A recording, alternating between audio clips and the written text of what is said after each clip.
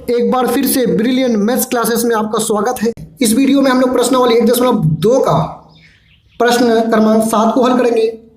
ये प्रश्न जो है काफ़ी लंबा लिखा हुआ है, लेकिन प्रश्न काफ़ी आसान है। ऐसे प्रश्नों का हमें सिर्फ एलसीएम निकालना होता है। तो इस प्रश्न को हल करने से पहले आइए समझ लेते हैं कि इसमें क्या कहा गया है। प्रश्न 7 है कि किसी खेल के मैदान के चारों ओर एक वृत्ताकार पथ है। पथ मतलब होता है रास्ता। इस मैदान का एक चक्कर लगाने में सोनिया को 18 मिनट लगते हैं। सोनिया को कितना? 18 मिनट। जबकि इसी मैदान मतलब उसी मैदान का एक चक्कर लगाने में रवि को मिनट लगते हैं। मान लीजिए कि वो दोनों एक ही स्थान और एक ही समय से चलना प्रारंभ करके एक ही दिशा में चलते हैं। कितने समय बाद वह पुनः प्रारंभिक स्थान पर मिलेगा?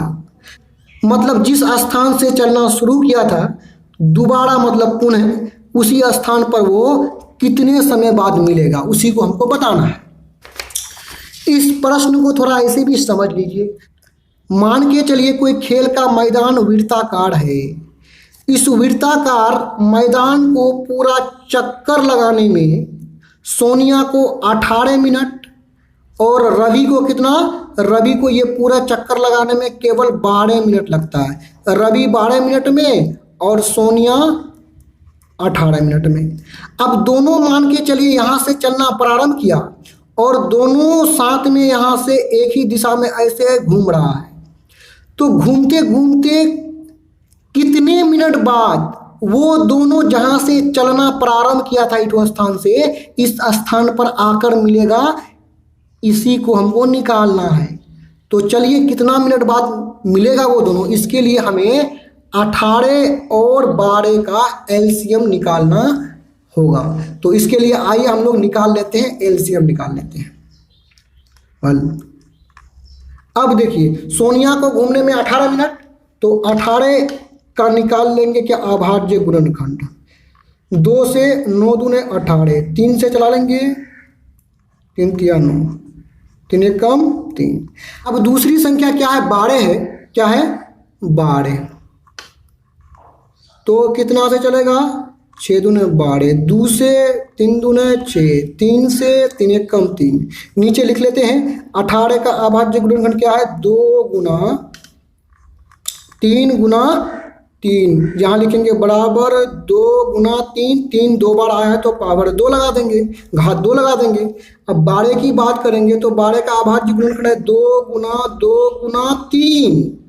2 दो बार आया है तो 2 पर पावर 2 गुना 3 हो जाएगा। अब हम लोग निकाल लेते हैं इसका एलसीएम, इन दोनों संख्या का एलसीएम। हमें एलसीएम 18 और 12 का निकालना है, तो हम ब्रैकेट में 18, 12 को ले सकते हैं।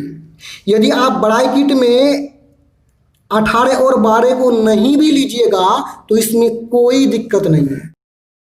तो एलसीएम निकालने का क्या प्रोसेस है वो तो आपको पता है। एलसीएम में हम लोग उभयनिष्ठ संख्या का बड़ी घात वाली संख्या को लेंगे। तो उभयनिष्ठ क्या होता है उसको देखिए।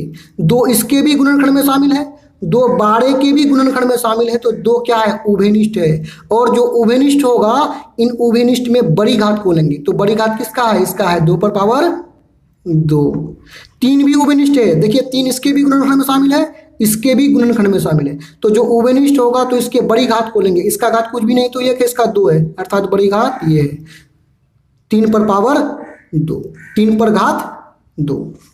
अब इसको थोड़ा सा हल कर लेते हैं। 2 पे घात 2 है तो 2 दूने 4, 3 पे घात 2 है तो 3 तिया 9। इसको गुना कर लेते हैं, 9 चौके 36। तो एलसीएम हमें कितना प्राप्त हुआ? 36। अर्थात 36 मिनट बाद वह पुनः प्रारंभिक स्थान पर मिलेगा। तो इसी को हम लोग यहाँ पे लिख लेंगे कि 36 मिनट बाद यहाँ पे लिख लेंगे आंसर। यहाँ पे ये प्रश्न समाप्त होता है। इस तरह का और भी वीडियोस को देखने के लिए आप हमारे चैनल के प्लेलिस्ट में जाकर देख सकते हैं।